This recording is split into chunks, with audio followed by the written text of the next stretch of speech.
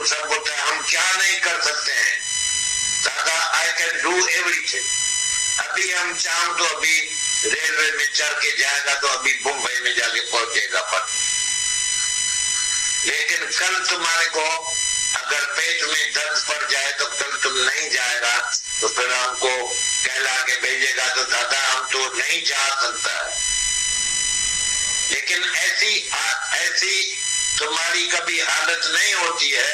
जब जवानी में है तो तुम जो कुछ बोलता है कि मैं ये करता हूँ, भगवान तुमको करने को देता है, इसलिए कि तुम ऐसा समझ रहे हो, मगरूर हो जाओ तो हम ऐसा कर सकते हैं, सब कुछ कर सकते हैं।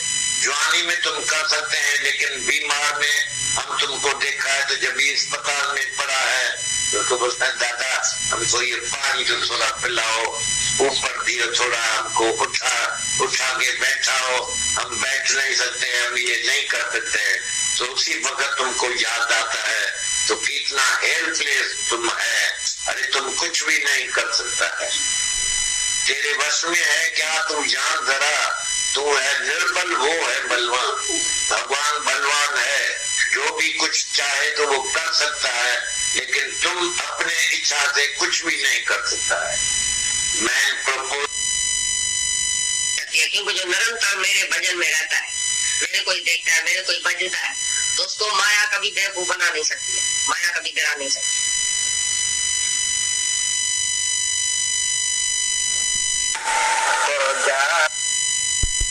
तुम अभी तो कितना नौजवान है तो तुम सब बोलते हैं हम क्या नहीं कर सकते हैं। दादा आई कैन डू एवरीथिंग। अभी हम चाहूं तो अभी रेलवे में चढ़ के जाएगा तो अभी मुंबई में जाके पहुंचेगा, पर लेकिन कल तुम्हारे को अगर पेट में दर्द पड़ जाए तो कल तुम नहीं जाएगा तो फिर हमको कहला के भेजेगा तो दादा हम तो नहीं जा सकता है। लेकिन ऐसी तुम्हारी कभी हालत नहीं होती है। जब जवानी में है तो तुम जो कुछ बोलता है कि मैं ये करता हूँ, भगवान तुमको करने को देता है, इसलिए कि तुम ऐसा समझ रहे हो, मगरूर हो जाओ तो हम ऐसा कर सकते हैं, सब कुछ कर सकते हैं। जवानी में तुम कर सकते हैं, लेकिन बीमार में हम तुमको देखा है तो जब अस्पताल में पड़ा है तो बोलता है दादा हमको ये पानी तो थोड़ा पिलाओ, ऊपर दियो थोड़ा, हमको उठा के बैठाओ, हम बैठ नहीं सकते, हम ये नहीं कर सकते हैं। तो उसी वक्त तुमको याद आता है तो कितना हेल्पलेस तुम है। अरे तुम कुछ भी नहीं कर सकता है, तेरे वश में है क्या? तुम जान जरा, तू है निर्बल, वो है बलवान। भगवान बलवान है, जो भी कुछ चाहे तो वो कर सकता है, लेकिन तुम अपने इच्छा से कुछ भी नहीं कर सकता है। Man proposes and God disposes. कितना बारी तुमने ये देखा होगा। मरण के बुद्ध है, क्योंकि जो निरंतर मेरे भजन में रहता है, मेरे कोई देखता है, मेरे कोई भजता है, तो उसको माया कभी बेवकूफ बना नहीं सकती है, माया कभी गिरा नहीं सकती।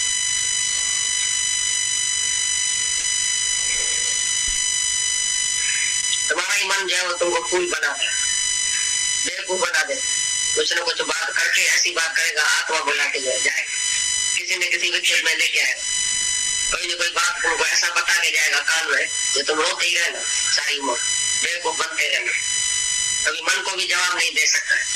मन को जो नो करता है, गुरु को यस करता है। मन को बोलो ऐसा होएगा ही नहीं, ऐसा होएगा ही नहीं, ऐसा हो ही नहीं सकता है, ऐसा है ही नहीं, वो भगवान है, सब जगह भगवान है, मैं किसकी बात करूं, दूसरा है ही नहीं। ऐसा कभी मन को ही नहीं बोलता है तो दूसरे को क्या बोले। माया में फंसा गड़ा मरा रहता है तो आत्मा में कभी आएगा, आसमान तक कभी पहुंचेगा, धरती में ही गिरा पड़ा है अभी तक। जो निरंतर आत्मा को ही बजता है, जहाँ तक आत्मा देखता है वो उसी माया से पार हो जाता है। भगवान बोलते वो ऐसा कुड़ी का इधर पाँव में लगती है, तुम तो समझेंगे फूक देते हैं, ठंडी ठंडी फूक देते हैं, अंदर घुस जाती है, सारा मांस तुम्हारा खा देती है। तो माया भी ऐसी है, भगा देती है, फूक देती है। तुम जाओ सिनेमा में जाओ, डांसिंग में जाओ, मौज करो, ये करो, खाना खाओ, पार्टी करो, ये करो, थोड़े टाइम के लिए तो मजा है, करने में तुमको मजा आता है। जब तक तुम तुमको कभी ये आत्मा का ज्ञान पसंद भी नहीं आए, तो बैठेगा तो सोचने में पता नहीं क्या क्या सोच के बैठेगा। उसी टाइम एकदम उठ के खड़ा नहीं होगा तो मैं फिजूल सोचता हूँ, फिजूल बोलता हूँ, फिजूल अंदर बकबक करता हूँ, फिजूल अज्ञान तुम्हारे अंदर चलता है, तो मैं अज्ञान में बैठूंगा के लिए? एकदम उठ के कोई ज्ञान, कोई भजन, कोई कीर्तन, कोई बात, कोई ज्ञान, कोई कुछ न कुछ किताब उठाओ, कोई भजन उठाओ, बाहर जाके ठंडी हवा खा के आओ, लेकिन सोचो नहीं। तो मैं चादर पहन के खास बैठ के सोचेगा, खास कुर्सी निकाल के और जाके गैलरी में सोचेगा, भाई क्या सोचता है? अज्ञान मेरे अंदर आया है, मन जो है ना वो मायूस करके गया, तो तुम बैठा क्यों? एकदम उठ के मन को बाल निकाल के और बोल रहे मैं जाके नीचे खरीदती हूँ। अच्छा, जो बाल रंद करो तो अच्छा है, इसी से अच्छा है जो तुम मन को लेके बैठो। एक आदमी गया विवेकानंद के पास, बोला मेरे को ज्ञान दिया। बोला तुमने अपना शरीर देखा है? तुम पहले खुश है, जो प्रसन्नचित्त ही नहीं है वो ज्ञान क्या लेगा?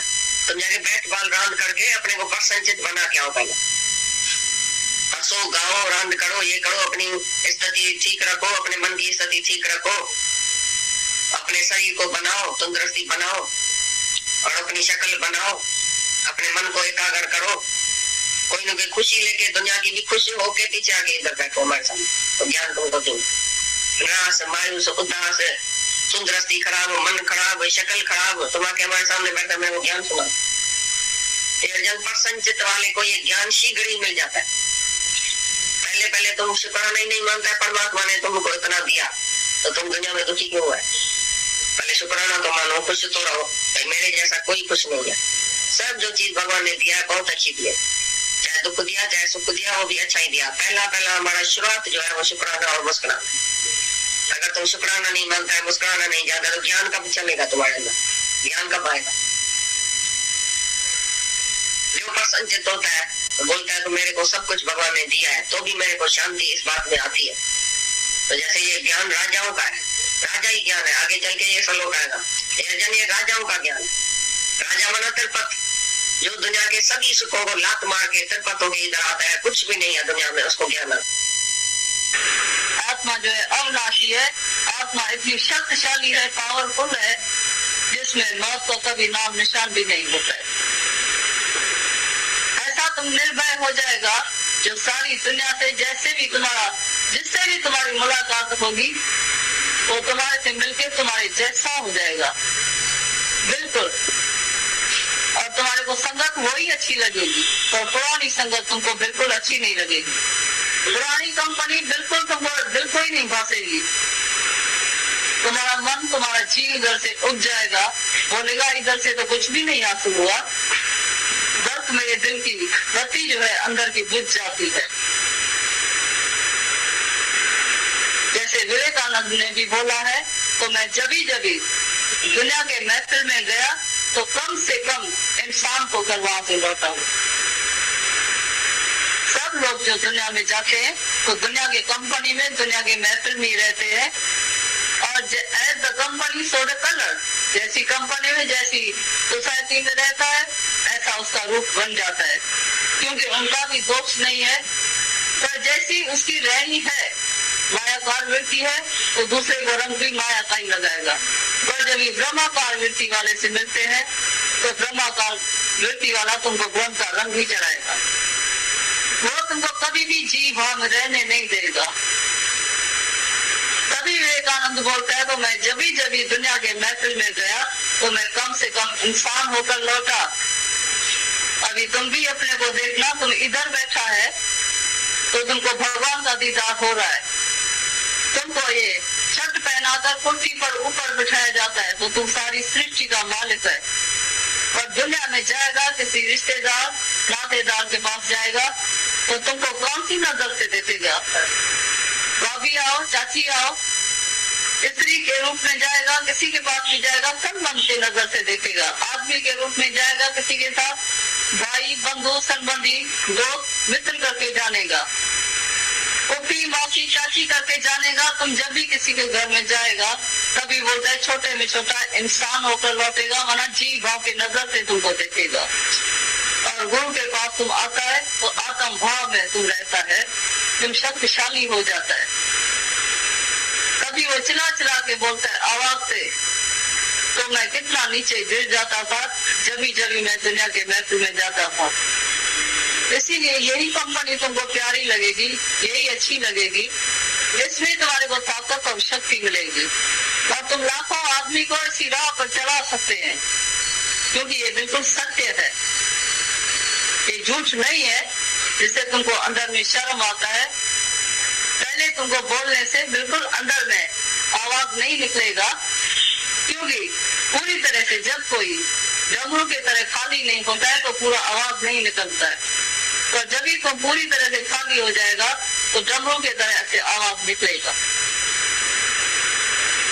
पीछे तुमको अंदर में भय भी नहीं लगेगा, निर्भय हो जाएगा।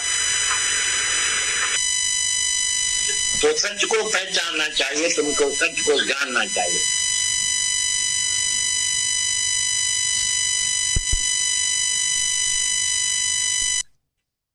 दादा भगवान का जो वचन चला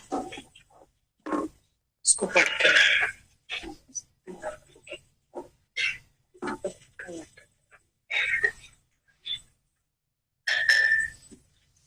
दादा भगवान का पत्र है, नौजवानों को संदेश। दादा भगवान लिखते हैं, ज्ञान के बाद पुरानी संगत, पुरानी दोस्ती नहीं जाओ। वे संग का रंग लगा के तुम्हारा ज्ञान कच्चा कर देंगे। दादा भगवान लिखते हैं, ज्ञान के बाद पुरानी संगत, पुरानी दोस्ती में वे संग का रंग लगा के तुम्हारा ज्ञान कच्चा कर देंगे। देव भाव में रहकर किसी से मिलोगे और दुनिया के मजे लोगे तो फंस जाओगे।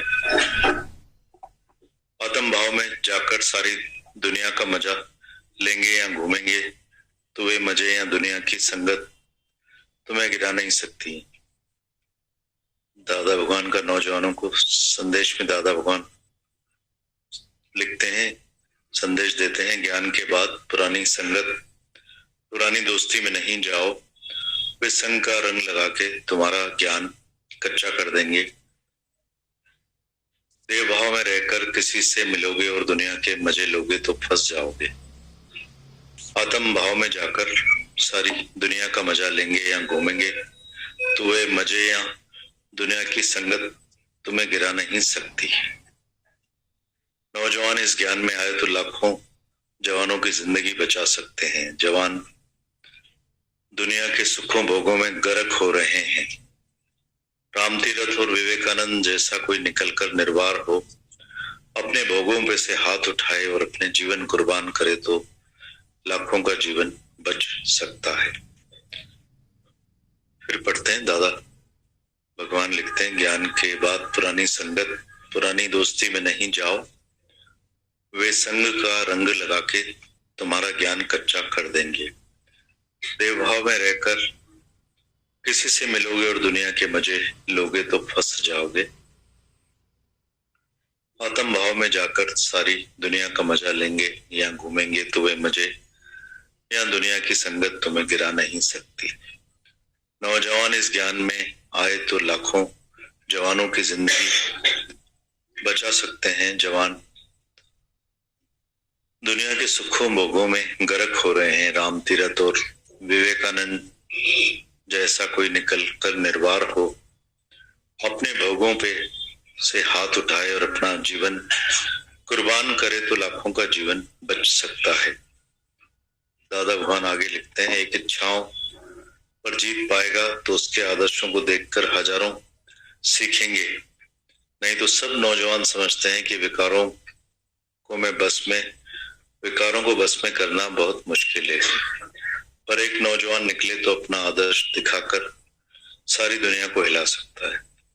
अगर निरीक्षा होकर सारी दुनिया का ध्यान खींचो, ऐसा कोई बहादुरी का काम करके दिखाओ। What one man has done, all men can always do। दादा लिखते हैं कि इच्छाओं पर जीत पाएगा तो उसके आदर्शों को देखकर हजारों सीखेंगे।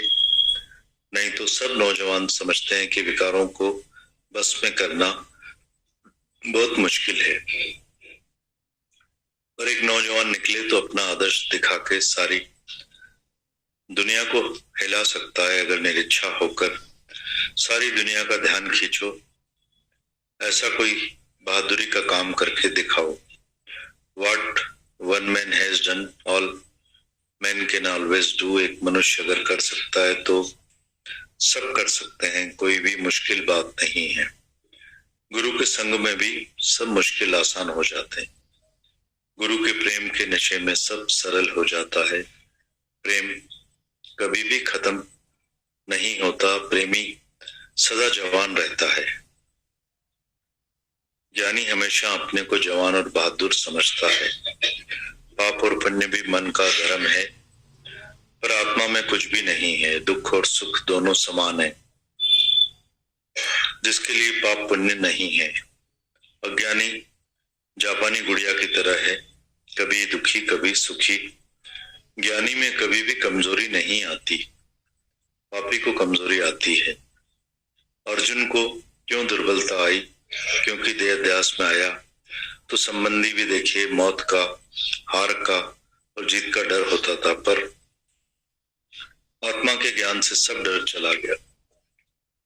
शरीर जड़ है, आत्मा चेतन है। शरीर भी शांत स्वरूप है और आत्मा भी शांत है। हलचल सब आपके मन में है। ज्ञानी का शरीर जड़ और शांत थी तो बने जड़ हो जाता है, खिलौने जैसा हो जाता है, जैसा दूसरे उठाएं बिठाएं चलाएं। वो उन भक्तों की इच्छा से चलता फिरता है, पर उसकी अपनी कोई भी मर्जी नहीं है। जड़ वस्तु जैसे शरीर जड़ कर दिया है। घट की उपाधि जाएगी तो महाआकाश में विलीन हो जाएगा। घट का आकाश, वैसे ही शरीर का अभिमान गया तो आत्मा परमात्मा से मिल जाती है। मन किधर भी जाता है तो डरते क्यों हूं? जिधर भी जाता है तो उधर भगवान है, दादा भगवान। फिर पढ़ते हैं दादा भगवान का नौजवानों को संदेश में। दादा भगवान लिखते हैं, ज्ञान के बाद पुरानी संगत, पुरानी दोस्ती में नहीं जाओ। वे संग का रंग लगा के तुम्हारा ज्ञान कच्चा कर देंगे। देह भाव में रहकर किसी से मिलोगे और दुनिया के मजे लोगे तो फंस जाओगे। आत्म भाव में जाकर सारी दुनिया का मजा लेंगे। यहाँ घूमेंगे तो वे मजे या दुनिया की संगत गिरा नहीं सकती। नौजवान इस ज्ञान में आए तो लाखों जवानों की जिंदगी बचा सकते हैं। जवान दुनिया के सुखों भोगों में गर्क हो रहे हैं। राम तीरथ और विवेकानंद जैसा कोई निकल कर निर्वार हो, अपने भोगों पर से हाथ उठाए और अपना जीवन कुर्बान करे तो लाखों का जीवन बच सकता है। दादा भगवान लिखते हैं कि इच्छाओं पर जीत पाएगा तो उसके आदर्शों को देखकर हजारों सीखेंगे। एक इच्छाओं पर जीत पाएगा तो उसके आदर्श को देखकर हजारों लोग सीखेंगे। नहीं तो सब नौजवान समझते हैं कि विकारों को तो बस में करना बहुत मुश्किल है, पर एक नौजवान निकले तो अपना आदर्श दिखा के सारी दुनिया को हिला सकता है। अगर निरीच्छा होकर सारी दुनिया का ध्यान खींचो, ऐसा कोई बहादुरी का काम करके दिखाओ। What one man has done, all men can always do। एक मनुष्य अगर कर सकता है तो सब कर सकते हैं, कोई भी मुश्किल बात नहीं है। गुरु के संग में सब मुश्किल भी आसान हो जाता है। गुरु के प्रेम के नशे में सब सरल हो जाता है। प्रेम कभी भी खत्म नहीं होता है, प्रेमी सदा जवान रहता है। ज्ञानी हमेशा अपने को जवान और बहादुर समझता है। पाप और पुण्य भी मन का धर्म है, पर आत्मा में कुछ भी नहीं है। सुख और दुख दोनों समान हैं, जिसके लिए पाप पुण्य नहीं है। अज्ञानी जापानी गुड़िया की तरह है, कभी दुखी कभी सुखी। ज्ञानी में कभी कोई कमजोरी नहीं आती, पापी को कमजोरी आती। अर्जुन को क्यों निर्बलता आई? क्योंकि देह अध्यास में आया तो संबंधी भी देखे, मौत का, हार और जीत का डर होता था, पर आत्मा के ज्ञान से सब डर चला गया। शरीर हमारा जड़ है, आत्मा चेतन है। शरीर भी शांत स्वरूप है और आत्मा भी शांत स्वरूप है। हलचल सब आपके मन में है। ज्ञानी का शरीर जड़ और शांत थी तो बने जड़ हो जाता है, वो एक खिलौने जैसा हो जाता है। जैसे दूसरे उठाएं बिठाएं चलाएं, वह उन भक्तों की इच्छा से चलता फिरता है, पर अपनी कोई मर्जी उसकी नहीं है होती है। जड़ वस्तु जैसे शरीर जड़ कर दिया है। घट की उपाधि जाएगी तो महाआकाश में लीन हो जाएगा। घट का आकाश, वैसे ही शरीर का अभिमान गया तो आत्मा परमात्मा से मिल जाती। मन किधर भी जाता है तो डरते क्यों हो, किधर भी जाता है तो उधर भगवान है। दादा भगवान। कल की चिट्ठी पढ़ते हैं। सच्चिदानंद स्वरूप, प्रिय यंग पार्टी को सलाम। पत्र तुम्हारा मिला है, बहुत खुशी हुई। इस बारी तुम सभी नौजवानों में बहुत बारूद भरा है। अभी किसी दुश्मन को मजाल नहीं है जो तुम पर वार कर सके। तुम सभी में इतना जोश आना चाहिए जो सारी दुनिया को हिला सके। विवेकानंद की तरह एक को तैयार करके हम विलायत तक भेजेंगे। गीता में लिखते हैं, सारी दुनिया में दादा भगवान का संदेश फैलाकर आना हमको तुम सब में बहुत उम्मीद है।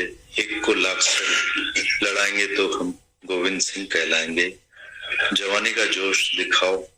जो एक बारी गृहस्थी में फंस जाता है वो हमेशा के लिए गुलाम बन जाता है। माया में बुद्धि नष्ट और दिल दिमाग कमजोर बन जाता है। वो कभी भी आजादी की श्वास नहीं उठा सकता। वो गया काम से।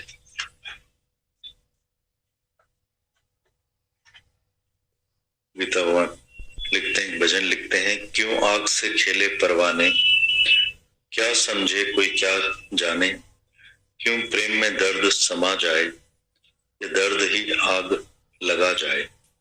इस दर्द में जादू कौन सा है, ये दुनिया का दीवाना क्या जाने।